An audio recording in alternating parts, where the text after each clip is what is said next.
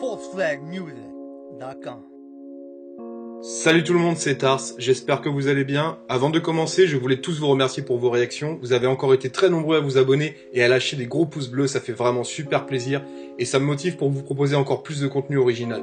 Aussi, je compte sur vous pour mettre 6000 likes en bas de cette vidéo. Je sais que vous allez le faire, merci à tous. Allez, c'est parti.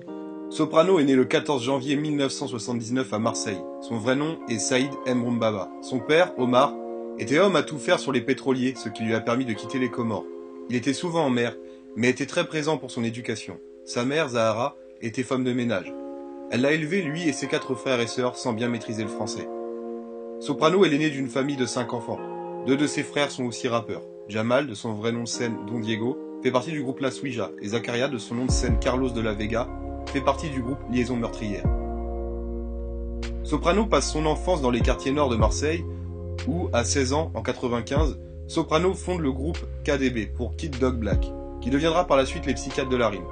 Avec ses 2 cousins Alonso et Vincenzo et son ami d'enfance Sia Styles, il prend comme nom de scène Soprano. Ses amis l'appelaient ainsi quand il était jeune car à l'époque où il faisait l'appel à la prière, sa voix aiguë détonnait.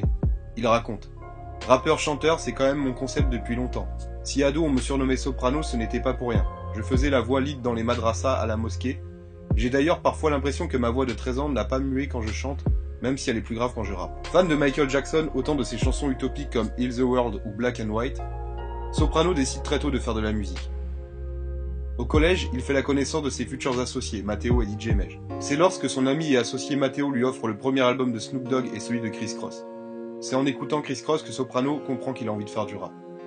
Avant de découvrir le rap, Soprano écoutait des groupes tels que Ace of Base, Is 17, Twin Limited, Dr Alban. C'est avec Matteo et DJ Mej avec qui il créera plus tard le label Street Skills dont on parlera plus tard. Les Psychiatres de la Rime écument les scènes locales. Leur aisance sur scène leur permet rapidement de se faire un buzz et d'assurer les premières parties des sages poètes de la rue, de la Funky Family ou DJ Cut Killer. Dès 98, ils commencent à poser sur différents projets dont L'œil de ma liberté sur la BO de Zonzon et La pluie d'un désert sur la BO de Comme un aimant en 2000, ou encore les compilations Time Bomb et Sad Hill Impact. Parallèlement à la musique, Soprano obtient son bac et continue ses études jusqu'en BTS. C'est dans une fabrique de ressorts qu'il obtiendra son premier job. Un mois plus tard, il arrête pour faire de la musique à plein temps. Les jeunes talents se font alors repérer par IAM. Soprano est invité à participer au 2e album de Keops, le DJ d'IAM, intitulé Sad Hill Impact. Ce dernier les fait signer dans son label en 2002. Le groupe sort son premier album, Black Party. C'est sur le label indépendant 361 Records, créé par Akhenaton du groupe IAM, que les Psychiatres de la Rime sortent leur premier album Block Party en mars 2002. Poussé par Le Son des Bandits, Block Party ou encore La Vengeance aux 2 visages, l'album est certifié disque d'or et s'est vendu à plus de 130 000 exemplaires. C'est la consécration pour le quatuor de la banlieue marseillaise. Le 2e album du groupe, Enfants de la Lune, sort en septembre 2005 et prend la 3e place des ventes d'albums en France. Une très belle performance pour son album indé. Avec des titres comme Une bouteille à la mer ou encore Enfants de la Lune en featuring avec Anna Toroja, l'album sera certifié disque d'or. D'abord créé sous forme associative en 99, Street Skills commence par sortir de nombreuses mixtapes. Main pleine de ciment volume 1, Block Life 1, 2 et 3. En 2004, l'aventure prend une nouvelle dimension et le label devient une véritable société et a sorti les projets de la chanteuse Léa Castel, du rappeur Mino ou encore du groupe La Suija. C'est avec Moi j'ai pas que Sopra fait réellement parler de lui en solo. Le single, tiré de la compile Hostile 2006, est un véritable tube et provoque une guerre des labels pour s'attacher les services du rappeur marseillais. Sollicité des blocs parties, Soprano a pris son temps et a reçu le soutien de ses collègues des Psychiatres de la Rime avant de partir en solo. Les mecs m'ont dit « Fonce, maintenant c'est le moment de le faire ». Ils m'ont appuyé. Ils ont décidé de décaler le 3e album de Psychiatre pour que je fasse le mien. Avant de le livrer, il sort la mixtape Psychanalyse avant l'album, composée de ses featuring et freestyles les plus marquants réalisés au cours des 2 dernières années. Son premier album Puisqu'il faut vivre sort en février 2007 et contient notamment les hits Allah Allah et Allah bien. C'est le producteur américain J.R. Rotem qui a bossé avec Dr. Dre, 50 Cent, The Game, Rof Rihanna qui a produit Allah bien. Puisqu'il faut vivre s'est vendu à près de 250 000 exemplaires et est auréolé d'un double disque d'or. Après ce succès, Soprano revient le 4 octobre 2010 avec un nouvel album La Colombe, numéro 1 des ventes et disque de platine.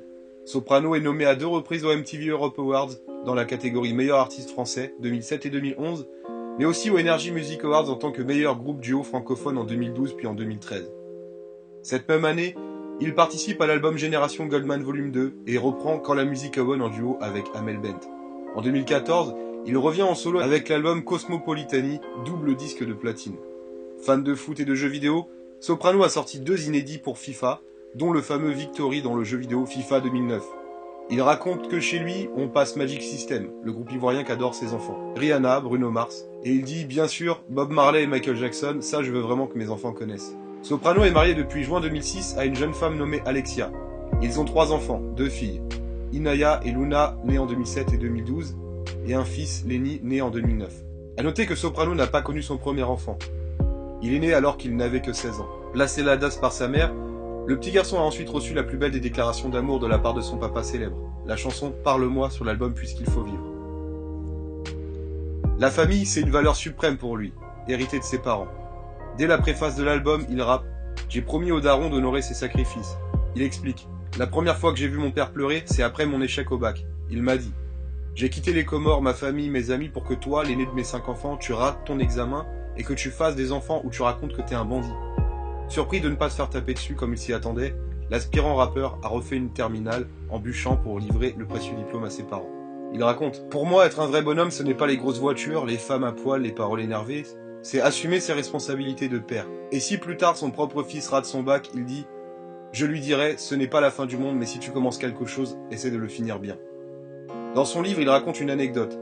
Quand je me suis retrouvé en 4e technologie, je n'étais pas très fier, c'était vraiment là où on mettait les élèves en difficulté. Comme je n'osais pas dire la vérité à ma mère, je lui expliquais que j'allais apprendre à construire des avions. Elle était super fière et a raconté ça à toutes ses copines. Je profitais un peu du fait qu'elle ne maîtrisait pas très bien le français. Il avoue avec son accent chantant une certaine dualité. Il s'explique. J'ai un côté Saïd et un côté Soprano. Saïd, le petit gars de la cité phocéenne, aime Brel, Balavoine, Muse, Coldplay. Et Soprano aime le rap d'Eminem et de Jay-Z. De plus en plus reconnu par ses pairs en chanson, Soprano a été sollicité pour écrire un titre pour le nouveau disque de Yannick Noah. Il raconte. J'ai sorti ma guitare, une feuille de papier. Le morceau est venu direct, mais il était trop dur. Finalement, je ne lui ai pas soumis le texte. Ce qu'on laisse à nos mômes, je l'ai gardé pour mon propre album. Soprano est catégorique. Le rap ne permet pas de tout dire. Les jeunes nous écoutent, on a une responsabilité. Je me bats pour la liberté d'expression, mais notre liberté s'arrête là où commence celle des autres. Dans Roule, Soprano revient sur la mort d'un être cher. S'il n'est pas nommé, on pense très fort à Sia Styles. Le DJ et membre fondateur des Psychiatres de la Rime, aux côtés de Soprano, est décédé en octobre 2015 à l'âge de 37 ans. Si les causes de son décès n'ont pas été précisées, le rappeur déclare dans Mon Everest « Le cancer m'a volé un frère ». Ses potes, Soprano en parle dans Mekwel. Kwel signifie en comorien « vrai, authentique ». C'est aussi le nom qu'a choisi Soprano pour baptiser sa marque de vêtements pour hommes lancée début 2015. Dans Postscriptum, il adresse une lettre à ses enfants dans laquelle il partage avec eux ses belles valeurs.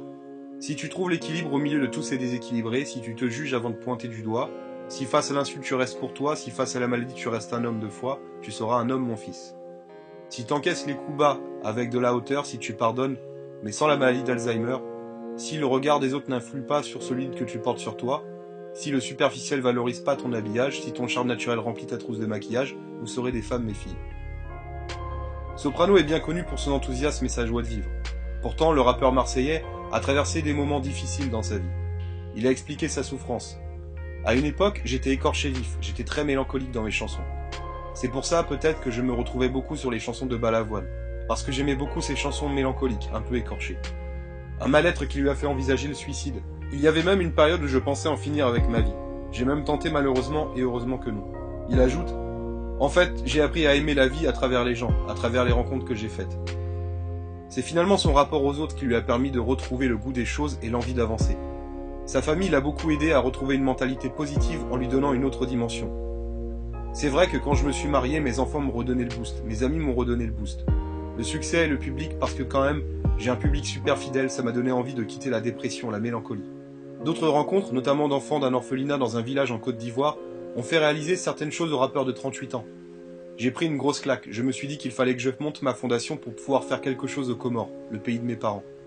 Ça a recadré ma musique, mes textes, ma vie, mes priorités. Et ça a endurci mes valeurs.